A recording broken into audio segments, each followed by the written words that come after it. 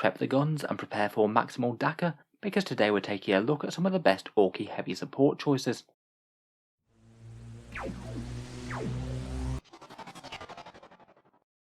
Hello and welcome back to Auspex Tactics, the strategy focused 40k channel, where today we're talking Orks, and in particular we're going to be focusing on the Orky heavy support. Orks are perhaps in a kind of interesting place at the moment. I'd say perhaps their codex isn't enormously well internally balanced. Some units just seem obviously far better than each other, but perhaps one of the more obvious and spammy builds has just recently been nerfed, with a big tone down to the freebooters speed war that seems to be sweeping a lot of top tournaments. In this video we're going to focus on the Orky heavy support choices, talk about a few of the perhaps honourable mentions, and then really focus on the ones that I think are just the top two standout ones. Plenty to talk about, so let's jump straight in. So first up, I thought we'd start with some honourable mentions, units that I think are all really quite interesting.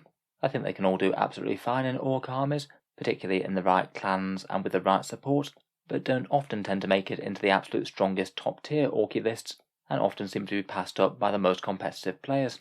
I think they're all absolutely usable though, in games where not everyone's bringing the absolute top meta thing. First up we've got the Hunter rig for 160 points, basically the kill rig that loses the Whir tower, and gains a bunch more transport capacity and 30 extra points. I think this thing usually tends to get passed up just purely because the kill rig exists, and for 30 extra points having a 2-cast Psyker and a really powerful shooting attack is just insane value, particularly when you consider that usually a Psyker would cost something like 70 or 80 points.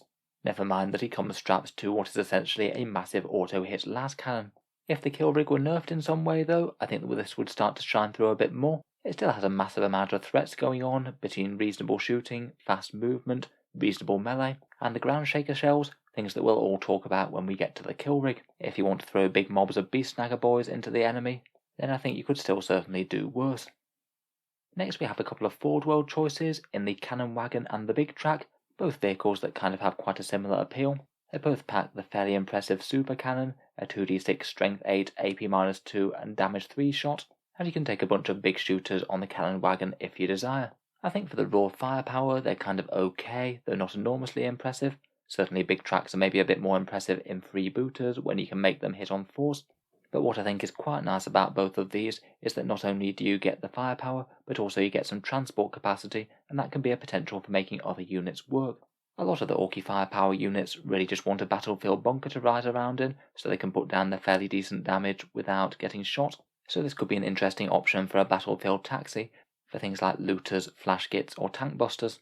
I guess you've got to weigh that up against just taking a standard cheap truck, but I think some people might want to use the cannon wagon or the big track, as it basically gives you a decent transport capacity, is a fair bit tougher, and of course comes with a really big gun.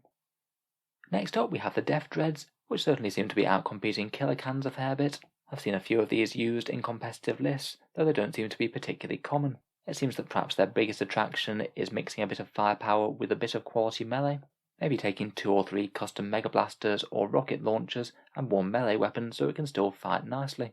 With not being able to spam quite as many buggies as you once could, they could be an interesting option for freebooters to make that firepower actually hit half decently, and they can certainly be a credible threat to elite infantry if they do happen to get too close. If you absolutely need to engage the enemy, ramming speed could also be interesting, getting some long charges and mortal wounds. Not bad when they like mixing it up in melee just a little bit more than other vehicles. Finally, for honourable mentions, we have flash kits and looters, 2 flavours of fairly generalist Orky firepower, mid-strength and damage do firepower, and both of them having fairly pricey points costs for how easy they are to kill. I kind of feel like both of these might be just edged out a little bit by tank busters. I feel like perhaps the value of firepower that you get out of the tank busters can potentially be better than these two, particularly with how much -1 damage there is in the game these days. If you do want some dedicated Space Marine killers though, you could certainly do worse. You just need to find a way to try and stop the enemy from killing them dead before they get to do their damage, maybe ride them around in transports, potentially use grot shields or teleport them into battle. I think they currently don't compare all that well to the firepower that comes out of planes and buggies, not necessarily due to the damage output, but just more because they're easier to kill in return, and they're nowhere near as mobile. Moving on though, let's talk about the 2 choices that I think are really stand out. First up we have the humble Mek Gunz, certainly a bit of a terror of 8th edition. It wasn't too uncommon to see armies full of 18 of these hoovering up the enemy. In 9th though, their numbers have been significantly toned down, but they still have a really good role for the Orks, and can really add to the weight of firepower. They're 45 points per model, and I'd say that the datasheet isn't really very well balanced internally. Basically, I would take the custom mega cannon every single time. That's the one that gives you d6 shots at 36 inches, strength 8, AP minus 3, and damage d6, and I'd just say it's going to be flat superior to the other guns in the vast majority of cases, even if you do have the chance of taking a mortal wound or two. The raw firepower for the points out of this thing is really good compared to other things in 40k. Ballistic skill 4 is quite nice too within the Orc army, allowing them to not suffer too badly when you get modifiers to hit, and they just really excel at cracking the standard vehicle profile. Say a toughness 7 vehicle would take around 3 or 4 wounds per turn from Mek Gunz fire. This means that if it does have ideal targets within range, then Mek Gunz are kind of likely to make their points back in just a single turn of shooting, which really isn't that common occurrence for things that have a big 36-inch range like this. They're really not bad against other targets though. The blast rule might kick in against hordes, and they'll still be very nice against anything with high armor saves, things like Space Marines. On top of that, for the cheap points cost, they're also decently tough as well. 6 wounds at toughness 5 with Ramshackle, even if there's only a 5+ armor save, that's still going to take more firepower to chew through than the cheap 45 points is really worth. Particularly annoying with -1 damage too. That'll help ruin the day of a lot of damage 2 weapons. Autocannons would normally be the ideal thing to take this down. However, having great firepower and great durability for the cost does come with its downsides. They're pretty static, only moving 3 inches per turn. They're vulnerable to being tagged in combat. Being crewed by grots means that they don't get a clan culture, and perhaps most importantly, their low leadership means that if you take more than 1 per squad, when you lose a model, there's basically a 50-50 chance that the other one is going to leg it as well. It means that absolutely optimally, usually you just take 1 of these per unit. Maybe if you're feeling risky, you could think about taking 2, though essentially that makes the unit a bit less durable, as you don't only have to worry about the enemy firepower, but you also have to worry about the very real chance that your gun's just going to run away. Perhaps the other major downside is that they're just monstrously expensive if you are buying them directly from Games Workshop. Definitely a model to consider kit bashing or buying alternative standards. It's one of the worst value in terms of money per point in the whole game. In battle though, they're really quite easy to use. A few of them hanging around in your heavy support choice can give you a powerful extra option for dealing with tanks. When these things roll hot, they might be able to blow up an entire tank in a single round of shooting, and that's really quite fun to have the possibility of. They can tie particularly nicely with the very shooty Freebooters clan as well, as they do have the Freebooters clan keyword, if not the culture, so you could potentially be firing these first, hopefully kill a unit, and then that triggers the +1 to hit for all the other orcs in the army. I think as they go, they can be an interesting choice for deploying on the flanks of the army, an annoying nuisance threat that the opponent doesn't really want to have to deal with, and hopefully should gain some decent lines of sight, just being a small threat that the opponent can't really afford to alter their positioning from too significantly. If you can park on an objective while you're doing that, so much the better. Finally, the other really strong choice in the Orky heavy support is the Kill Rig. 190 points worth of all-round strength. The fact that it does just about everything really solidly makes me feel that Games Workshop wanted to sell these quite a lot. It's perhaps easier to talk about the Kill Rig's weaknesses rather than its strengths. Probably the biggest issues are that it's a big base and a big model, kind of hard to hide out of line of sight, and might well have more chance of being shot before it gets to grip with the enemy. In 9th edition, that's not amazing, even with a fairly decent defensive profile. The amount of anti-tank firepower that comes out of some armies is truly vicious, and you perhaps do run the risk of losing it before it gets maximal effect. Otherwise, it's perhaps just not enormously stand out in any one phase of the game. It's a model with an absolute ton of things going on, and you do have to make use of multiple of those things to make it truly worth it, I think. That's the downsides, but in general this thing is really good.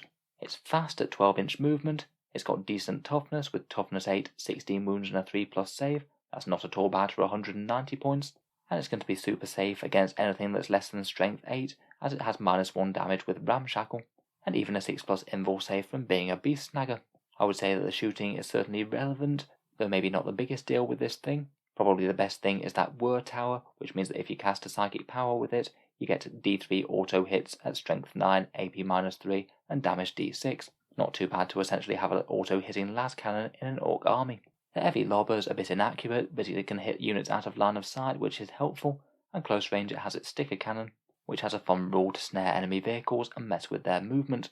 As we mentioned earlier, it is a psyker as well, 2 casts and 1 denial. Even if it's just farming out smite each turn, that's going to add a lot. And then maybe the most other interesting spell from the Beasthead discipline might be Frazzle. That's the one that hands out mortal wounds in an area effect around the rig, and this thing having such a massive base, that could potentially be hitting quite a few enemy units. Its melee is decent enough as well, multiple different attack profiles that average around about 7 dead guardsmen, 4 dead Space Marine intercessors, or 7 wounds to a toughness 7 vehicle. Again, not really standout for an 190 point model, but certainly enough for bullying slightly weaker units. As it's essentially a weird boy on a rig, it's also a character model. That means it can take relics such as Resmeka's Redder armor. That's the fight's last ability for Evil Sons, or maybe the Scorched Git Bones for some better casting. If the enemy's got a big Death Star unit, you could easily slow it down with the Ground Shaker Shell stratagem, point the heavy lobber at it, and you get their movement to be halved, and it's -2 to advance and charge rolls. If that's the difference of keeping an enemy unit out of combat for a turn, that is a really big deal. Finally, as if that weren't enough for you, it also has a reasonable transport capacity. You can throw a mob of 10 Beast Snagger boys into this thing as a potential OBSEC threat to emerge once the rig gets close.